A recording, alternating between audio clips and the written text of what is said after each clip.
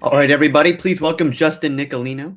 He's a pitcher for the Rakuten Monkeys of the CPBL. Justin, thanks for taking the time. Yeah, not a problem. So, Appreciate I it. want to talk about your life in Taiwan and the gameplay now under COVID-19. But first, let's start with your baseball background and your baseball journey. Can you tell us a little bit about your major league experience and how you came to the CPBL?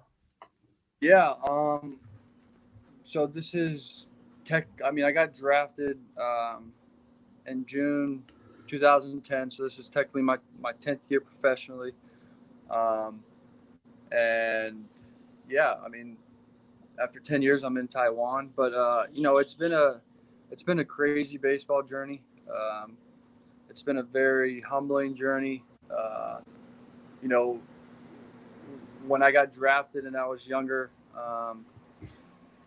It just everything happened so quickly. You know, got drafted, started moving up in the farm system with Toronto, then got traded, um, and then kind of went from high A to the big leagues.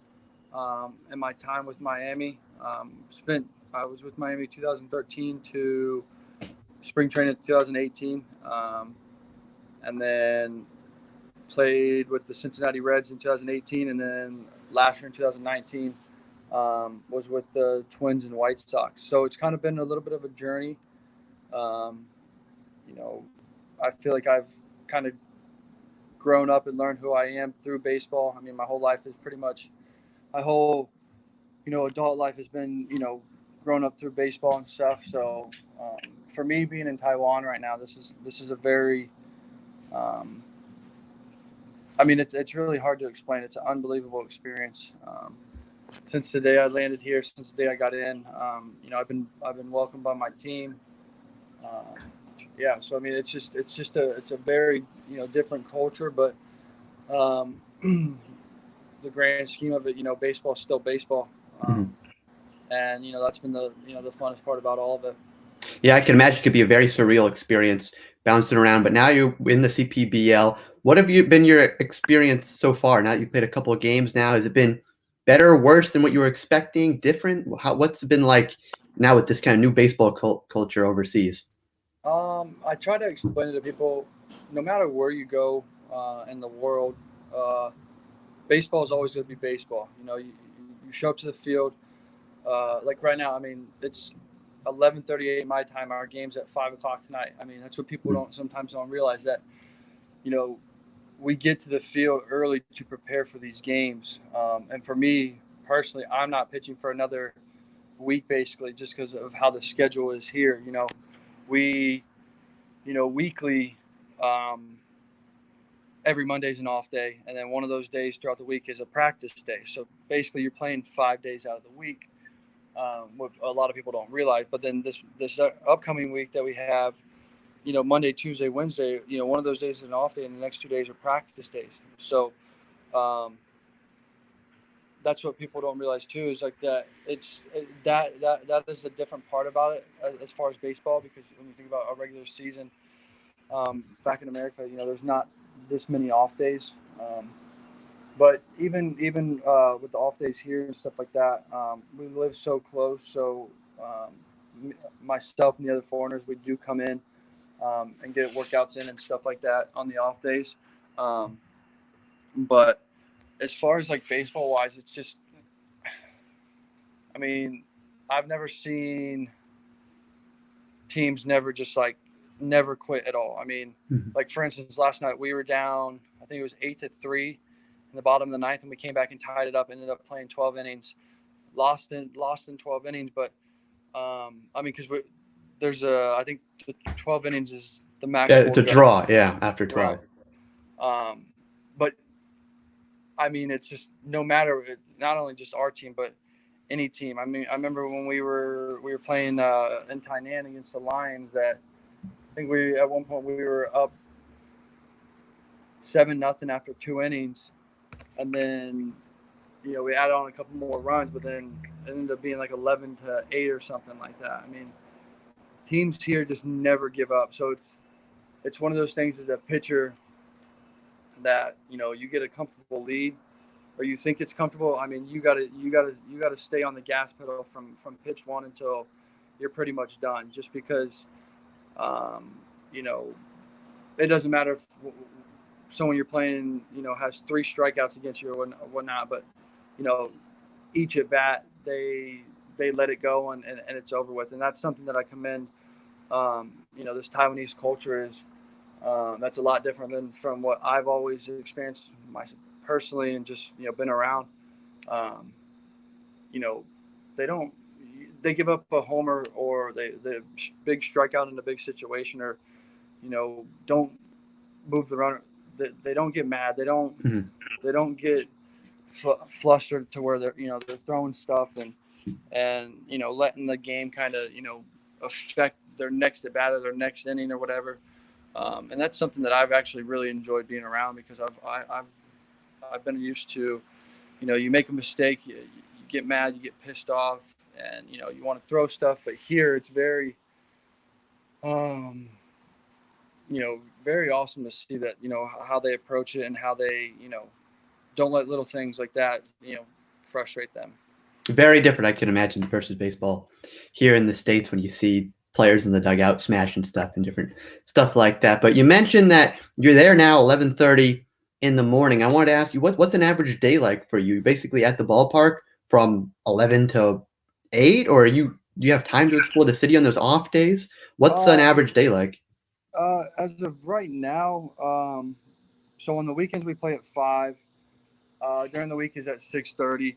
But yeah, I mean the days that we have some off days or whatever, we have some time.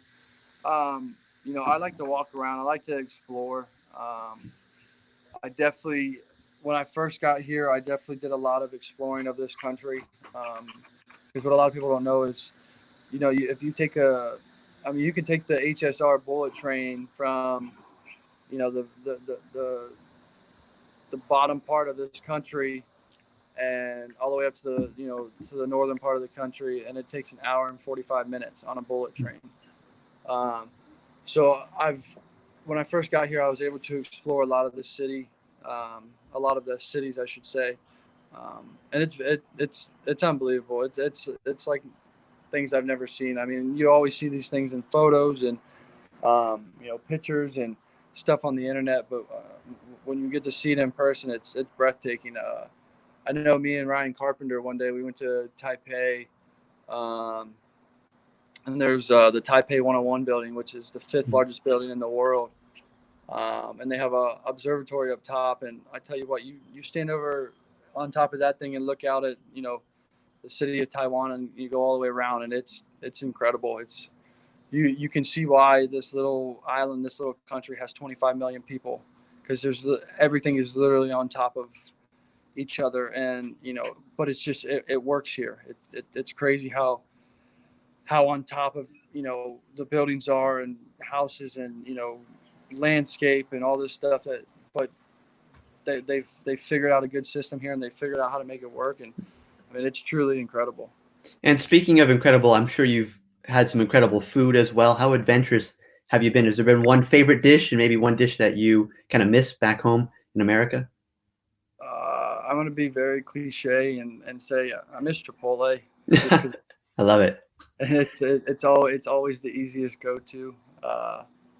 But yeah, I mean I've tried quite a few things. Like I'm also a very very picky eater, but since I've been here, I kind of just let that guard down and just I in my head it was like, well, if you're gonna live here, you might as well eat what you can, because Mhm. if I was gonna be picky like how I am back home, I was gonna go starving for a few days. So I started to try stuff, and um, I mean I don't know if I necessarily have anything in particular that's my favorite. It's just I think I like the idea of trying new things, daily, or whenever we go somewhere, trying something new, or just something that pops up that looks like it would be good. Open to anything, kind of down for whatever looks good. Exactly. And you talked about hanging out with Ryan Carpenter. I wanted to ask, how do you guys hang out as kind of foreign players in the league? Do you connect with the foreign players on other teams? Do you hang out with just the guys on your team. What's that like? Because I can imagine team camaraderie could be very difficult because of the language barrier with the other guys. So you just kind of have more of a bond with the other American guys in the league. Yeah, uh, I mean, from my experience, I do know a few guys on the other teams um, that are in this league. I personally, I've yet to hang out with them, outside of just seeing them right now, just because like there obviously still is the virus and stuff like that here, Hmm. and cautious and stuff. Um, so traveling to that extent to go hang out with someone is not, it's not difficult to do, but it's just kind of also like respecting the rules of not going somewhere where you shouldn't be at a certain time and whatnot. But as far as you know, me, Bonilla, Eli, and Carpenter all being foreigners here. Like I said earlier, like the moment that I got here, my team made me feel like I was part of their family. And I was just explaining this to someone last night about, you know, I know there's only 4 teams in this league and stuff like that, but even if there was 10, 11, 12 teams, Rakuten, this organization has created a winning culture. And they were winning before any of us got here, any of the foreigners got here. Um, so when you get brought in and you're made felt part of that family right away, um, the transition makes it very very easy. There are some of my teammates, local teammates that do know English, but I feel like in baseball, um, the language barrier, it's not that difficult to understand certain things. I mean, Hmm. when you're in the dugout, when you're on the field, baseball already has its own language. Uh, so speaking different languages isn't really an issue. And if you have we have a translator, we have multiple people that here that can translate if we have questions. I mean, obviously, like when we pitch sometimes, and the pitching coach comes out or the catcher comes out, we have our translator come out and help us out with in that regards. But um, yeah, I mean, I actually enjoy like hanging out with the local my foreigner teammates here, Hmm. because it's just so cool to see how they go about their business here in Taiwan.